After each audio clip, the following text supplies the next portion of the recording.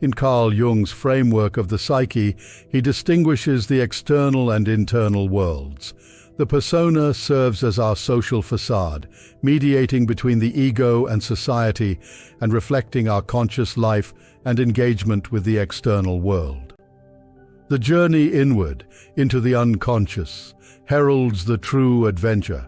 Here we find the shadow, Anima, Animus, and the self, each embodying both light and dark facets, as emphasized by Jung. The shadow, derived from the personal unconscious and composed of experiences accumulated over a lifetime, requires acknowledgement of the personality's darker sides to be brought to consciousness.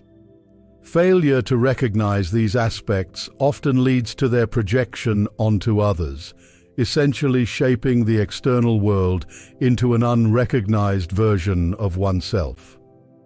Confronting the shadow is pivotal for self-awareness, but is often met with resistance.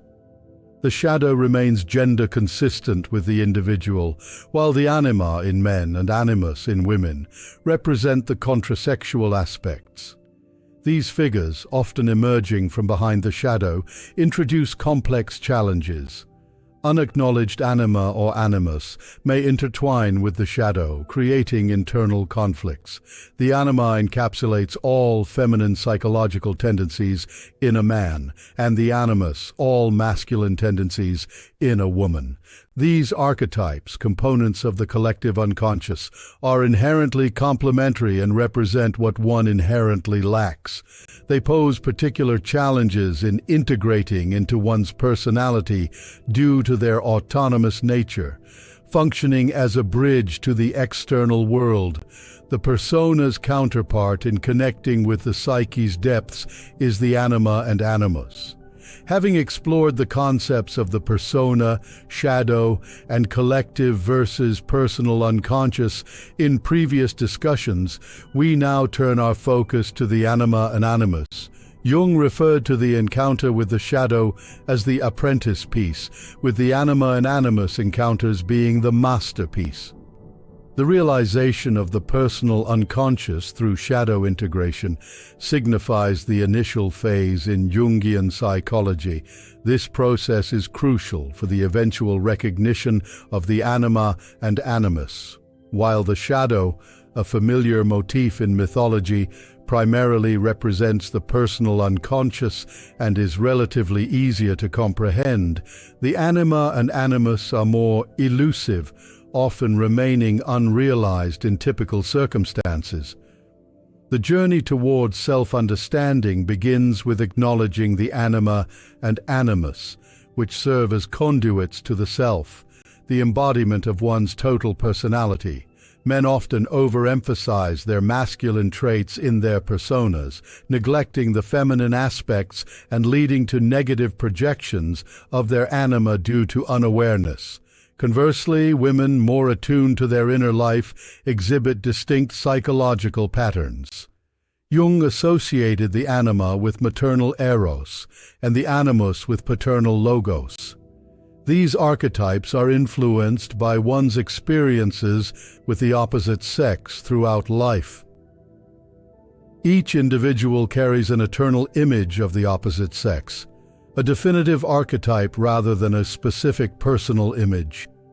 Jung highlights the tendency to project these inner figures onto real individuals, leading to complex interpersonal dynamics. The anima in men, often shaped by maternal influences, can manifest negatively in various emotional disturbances if the mother's impact was perceived as detrimental.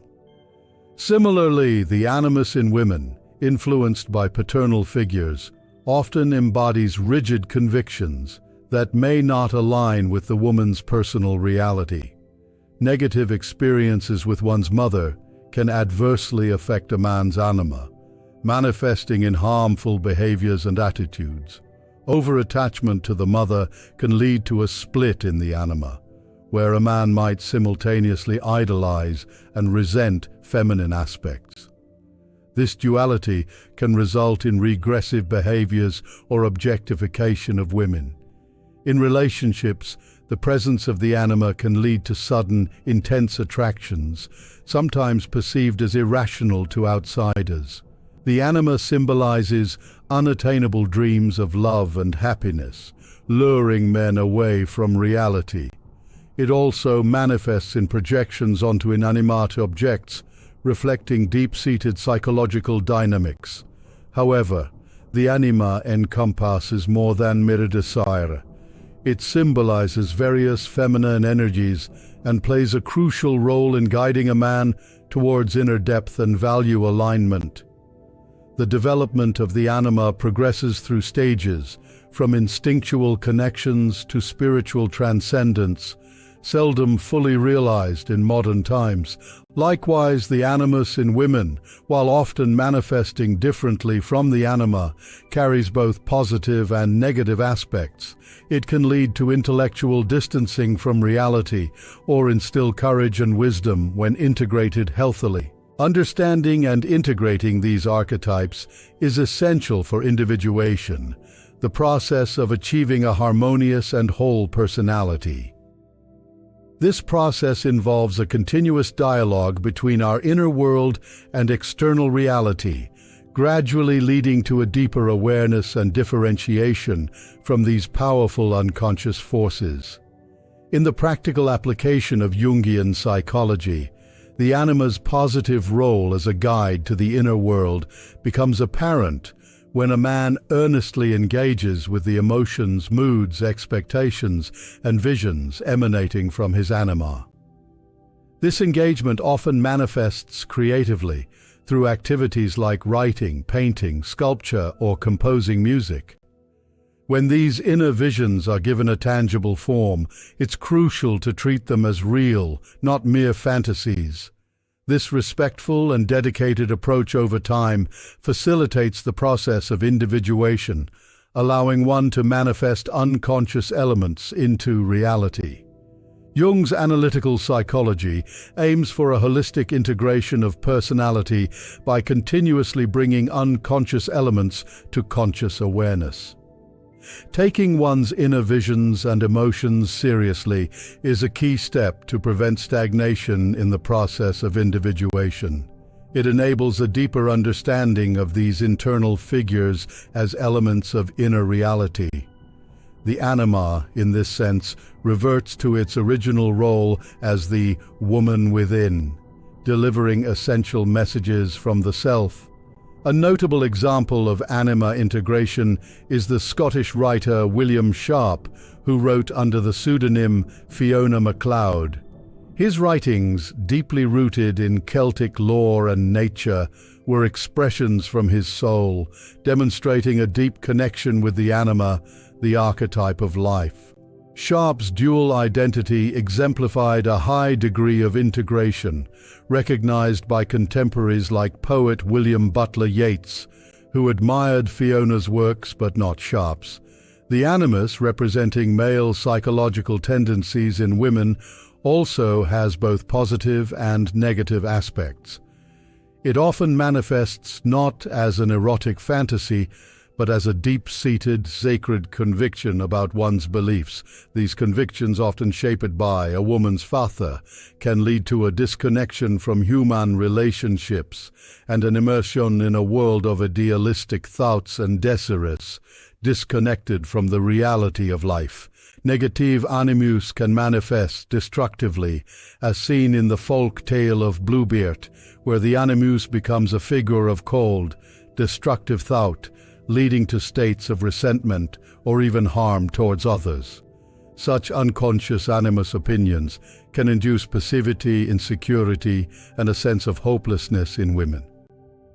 Conversely, a well-integrated animus endows a woman with positive masculine qualities like initiative, courage, objectivity, and spiritual insight.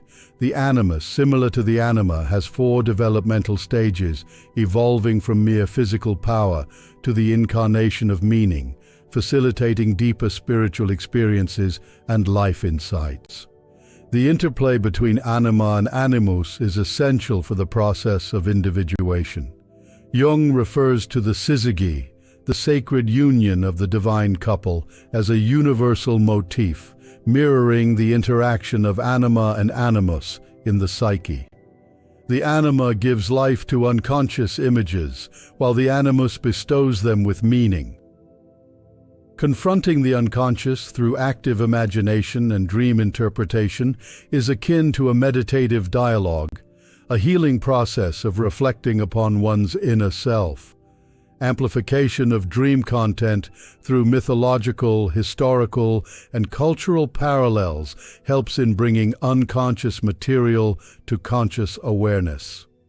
This process, especially with archetypal dreams, is vital for understanding the collective unconscious.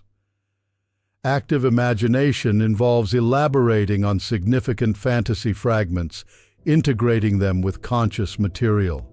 As these dreams and fantasies become more conscious, they often lose their intensity and frequency, indicating their desire to be recognized and understood.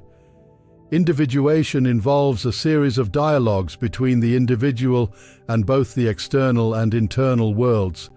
It requires a man to become conscious of his anima and a woman of her animus, to differentiate from these archetypes and not be dominated by them.